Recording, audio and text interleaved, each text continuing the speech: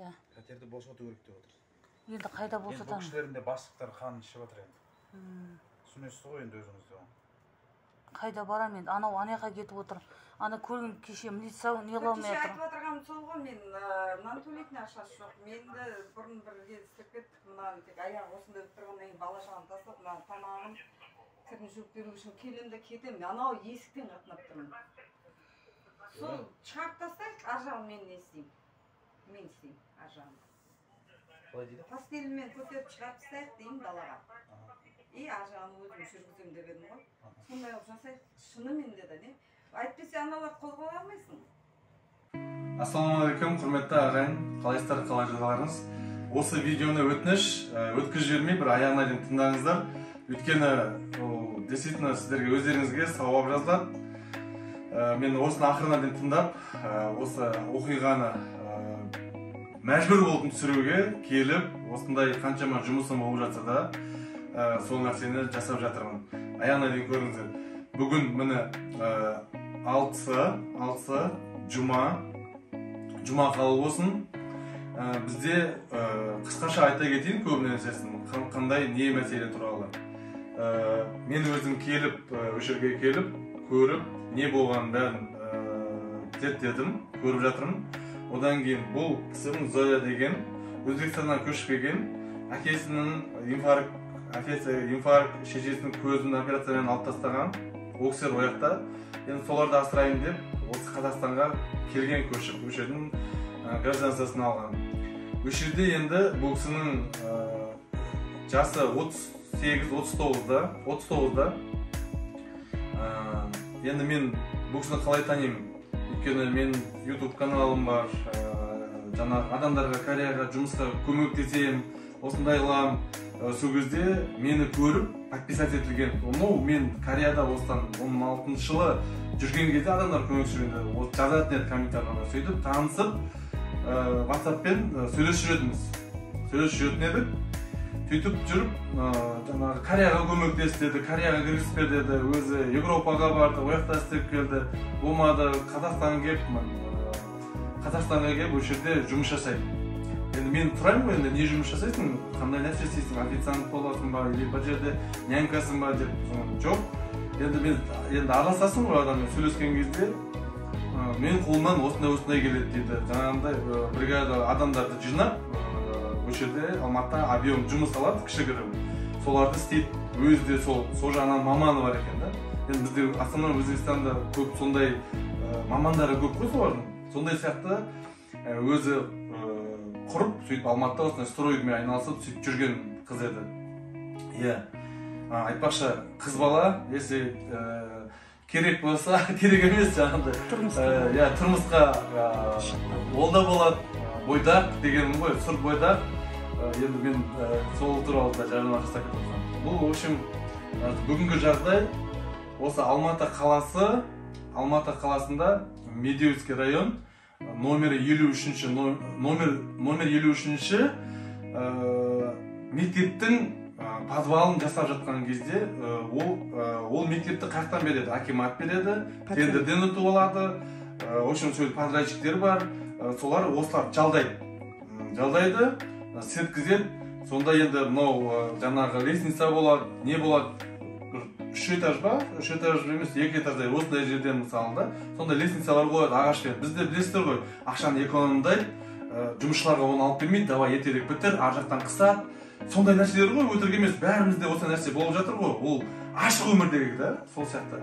Соған қарай енді бұларды да қысады, ақшасын бұны жаңағындай істемейін десе, жұмыс бастап қойған, жарташасын беріп қойған, жарташасы қалып кеткен, аяғын бітіру керек, сдавать ету керек деген сияқты нәрселермен сылағы болсын, енді білмеймін ғой, осындай неде жұмыс жасап жатқан кезде жаңағы сырмянкасы сынып, до того сынып, құлаған. Жерге құлағанда енді дене мөлшегінің бәрі дұрыс, аяғы өкшенің бөлшегі жыртылып, түйемен бірге сынып кеткен да. Мен осы видеоға қоям, енді кішкене ыңғайсыз жағдай болады, бірақ оны көрсетуге мәжбүр болып тұрып та, чтобы сені үшін, көру үшін. Соған қарай сол өкшесін қайтадан восстановить етіп, темірлер салып операция істеп мына аяғын осындай қылды. Қазір жатқанына 2 ай болды. 2 ай бойы енді өзінің жинаған ақшасы бар, басқасы бар, тағы достары да бар. Сол сияқты кісілері жәрдем беріп отырады. Мен өзім өшіп отырамын.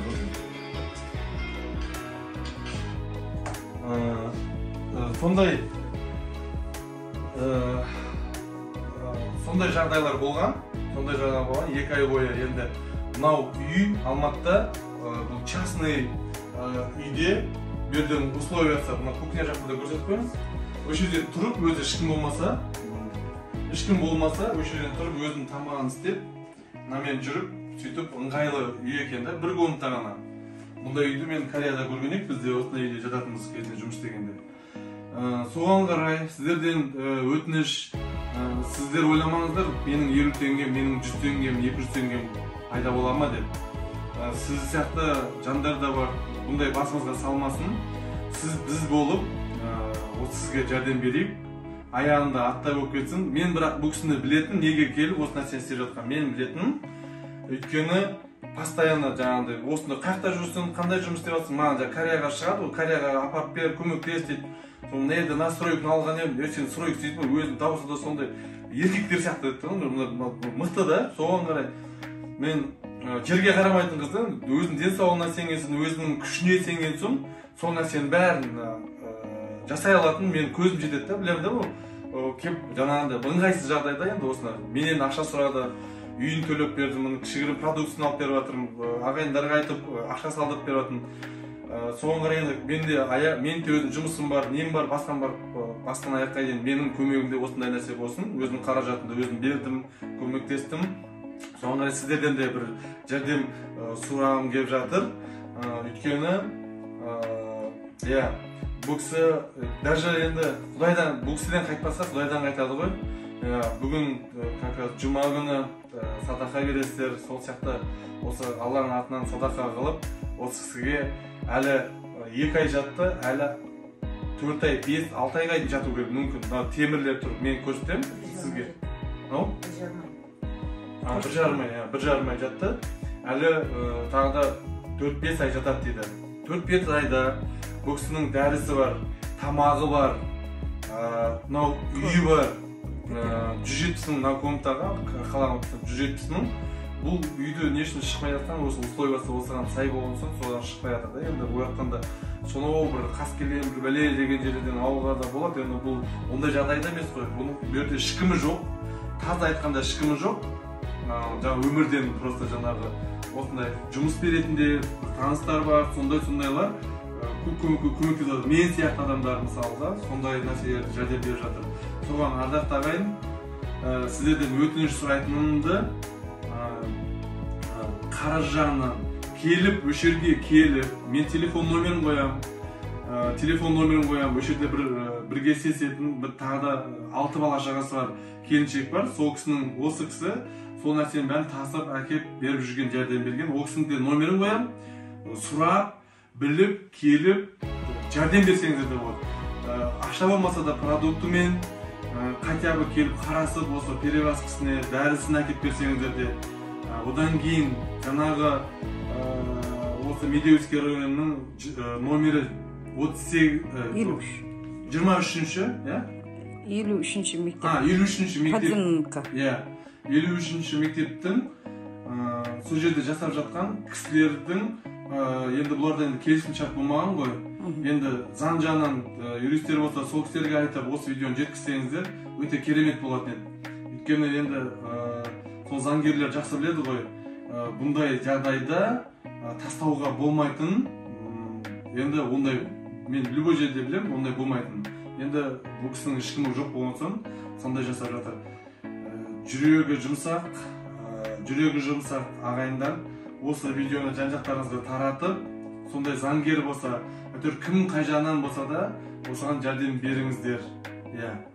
Енді біздің сұрайтынымыз сол, телефон номерлерді қалдырам, Каспий номерлерді қалдырам осы жерге, хабарласып, Алматы қаласында осы кісінің адам болып кетуіне, мынау аяғын жаңағындай дәрі жетіспей, іріндеп, сүйекке өтті, сүйектен кейін уже аяқ жарамайды, кесіп тастайды, мүгедек болмауына сіздер себеп болыңыздаршы, сіздер себеп болыңыздар, бізбен сіздер да.